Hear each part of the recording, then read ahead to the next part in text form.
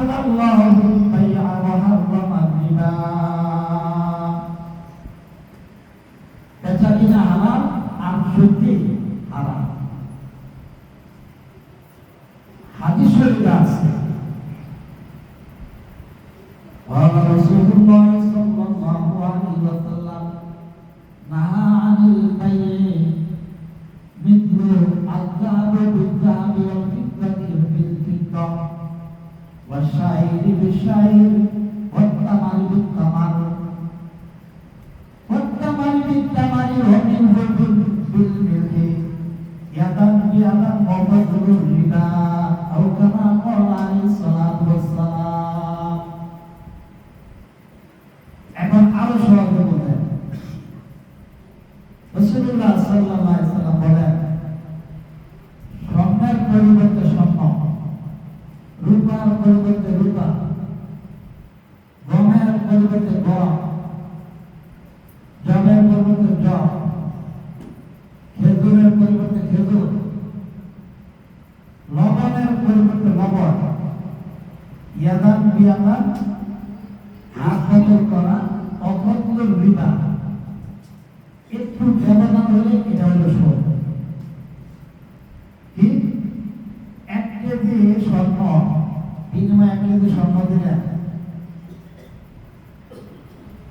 এরপর যদি 1 কেজি স্বর্ণের বিনিময়ে 1 কেজি 100 গ্রাম স্বর্ণ দেন, এটা সুদ। 1 কেজি রূপা এর বিনিময়ে 1 কেজি 100 গ্রাম রূপা দিলেন, এটা হলো কি সুদ। জব 1 কেজি জবের বিনিময়ে 1 কেজিতে একটু বেশি দিলে কি সুদ। লবণ 1 কেজি লবণ এর বিনিময়ে 1 কেজি একটু বেশি দিলে কি সুদ। যেমন আপনি বাজারে গেছেন, আপনার বিবি পাক করতে গেছে, পাক করতে যাই দেখি কি লবণ নাই,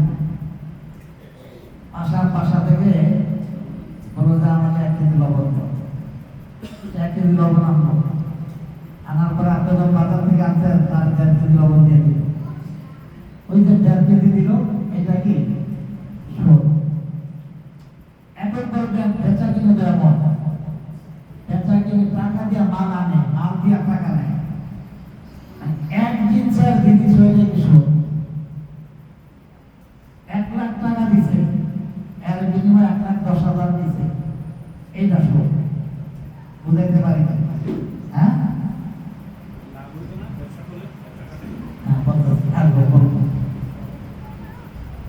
আপনি 1 কেজি স্বর্ণ দিয়া 1.5 কেজি রূপা নেন, মানে জিনিস পরিবর্তন, এটা কি নাই সুদ নাই। 1 কেজি চাল দিয়া 1.5 কেজি কি গম নেন, এটা কি এক প্রকার না হইতে হবে। 1 কেজি চাল আর 1.5 কেজি কি গম এক প্রকার, গম আর চাল এক না, তাই এটা কি সুদ হবে? 1 কেজি গম দিয়া 1.5 কেজি গম দিলে কি এইটা সুদ হবে।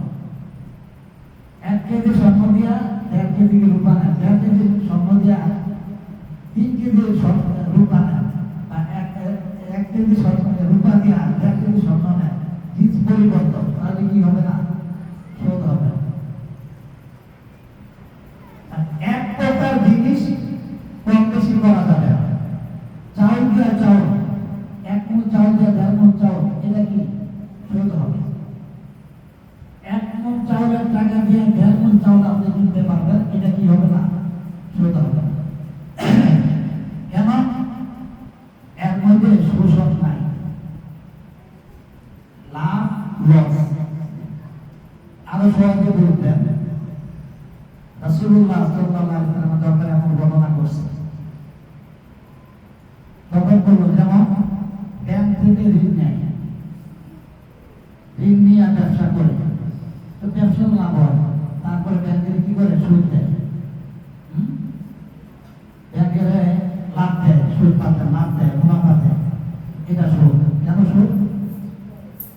যদি ব্যবসার লস হয়, ব্যাংকের যদি মুনাফা আপনি কম দিবেন,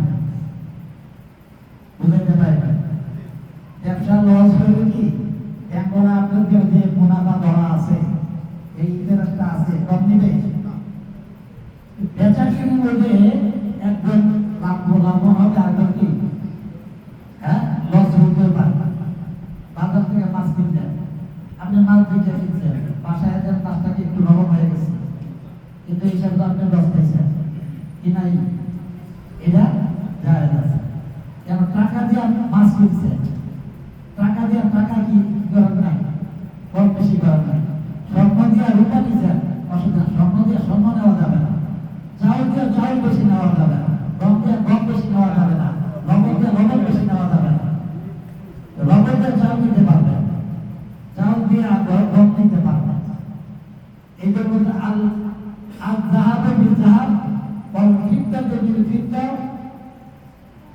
ওয়াস শাইর বিল শাইর ওয়াত তামার বিল তামার ওয়াল মিলহ বিল মিলহ ইয়াদান বিয়াদান ওয়াফাদুল রিবা এক প্রকার জিনিস দিবেন একটু বেশি কম বেশি দিয়ে করা যাবে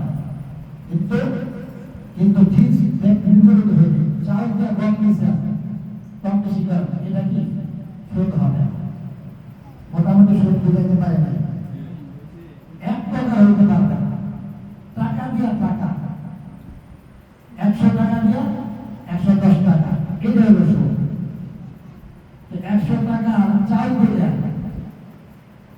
দিয়ে কি 100 টাকা নিলেন বাজারে চাউলের দাম আছে মনে করেন 100 টাকা আপনি 110 টাকা নিলেন এটা কি হবে না সুদ হবে না কেন আপনি ভেজামুক্ত হয়েছে এটার মধ্যে শোষণ নাই কিন্তু 100 টাকা দিয়ে 110 টাকা দিলে কি এটা সুদ অপরগুলো রিবা আল্লাযীনা ইয়াকুলুনা রিবা লা ইয়াকুমুনা ইল্লা কামা ইয়াতাখাব্বাতু শাইতানু মিনাল মাস যালিকা বিআন্নাহুম ক্বালু ইন্নামাল বাই'উ মিথলুর রিবা ওয়া আহাল্লাল্লাহুল বাই'a ওয়া হারামার রিবা তারপরে আছে ইয়ামহাকুল্লাহু রিবা ওয়া ইউরবিস সাদাকাত আল্লাহ তাআলা রিবাকে সুদকে ধ্বংস করে দিয়েছে ওয়া ইউরবিস সাদাকাত আর যেটা দান সদকা তাকে কি করছে বৃদ্ধি করে দিয়েছে ইয়ামহাকুল্লাহু রিবা ওয়া ইউরবিস সাদাকাত ওয়াল্লাহু লা ইউহিব্বু কুল্লা কাফফারিন আযীম ওয়াল্লাহু লা ইউহিব্বু কুল্লা কাফফারিন আযীম আর যারা নাফরমান গুনাহগার তাদেরকে আল্লাহ তাআলা কি করে না পছন্দ করে সুদের ব্যাপারে আগামী সপ্তাহে আরো আলোচনা করবো সুদের প্রতি আজকে খালি বুঝে গেলাম যে সুদ কোনটা 100 টাকা দিয়ে আপনি 2 টাকা বেশি নেন এটা সুদ হবে কারণ যখন যুক্ত করছে এর কুকুর কি একটা কুকুর বলি আগামী সপ্তাহে বলবো একটা লোক এক লোকের থেকে জমি নিছে চাষাবাস করবে তার 2টা গরু লাগে না চাষাবাস করতে বলতেছে দরকার 2টা গরুর মধ্যে চাষাবাস করতে ওই মুহূর্তে একটা গরু মারা গেছে এখন সে কি করবে আরেকটা গরু তো তার কিনতে হবে তার পেশা এটা জমি আপনার চাষাবাস করতেছে উনি আর্থিক দুর্বল 2টা গরু একটা গরু তার মারা গেছে এবং আরেকটা গরু কিনার প্রয়োজন আরেকটা গরু কিনার তার এগুলি নাই তো এখন একজন মহাজনের কাছে গেল মহাজন বললো যে গরু কিনতে 50,000 লাগবে আমি 50,000 দেবো কিন্তু 1 বছর পরে আমাকে 5,000 পাবো এইটা হলো 1 বছর পরে 5,000 বাড়াই দিতে হবে কুকুর সে চাষাবাস করছে করার পরে যা তার মনে করেন ধান হয়েছে বা চাল যা হয়েছে শস্য হলো ওই শস্য বিক্রি করে ওই যে টাকা যার থেকে আনলো তাকে দেওয়ার মতো এত শস্য হয় না আগে শস্য বিক্রি করে দিয়ে দেয় সে টাকায় করতে হবে এখন টাকাটা দিতে হবে সে কি করলো তার ঘরের চাল 3,000 3 গুলো বিক্রি করে হারিয়ে দিয়েছে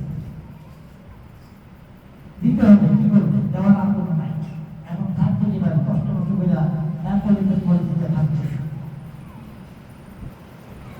এখন আবার 1 বছর পরে আসলো, এখন কত হয়ে গেল টাকা?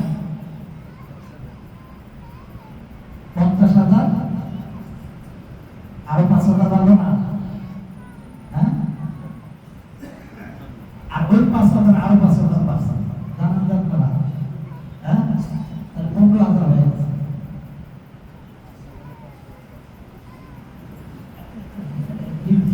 চক্রবৃদ্ধি হাত, চক্রবৃদ্ধি হাত বলে না, তাইরা জানা।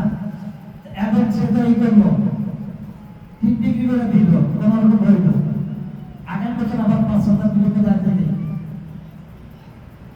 এখন যে আরো বেড়ে গেছে। এক ফসলের 2 ডিগ্রি করে না খাইয়ে করতে হবে। সুদের অভিশাপ, না খাইয়া মরা, সুদের অভিশাপ। হ্যাঁ, পরিদিন দিয়ে থাকে। হাদিস শরীফে আরো ভয়ানক কথা বলছে।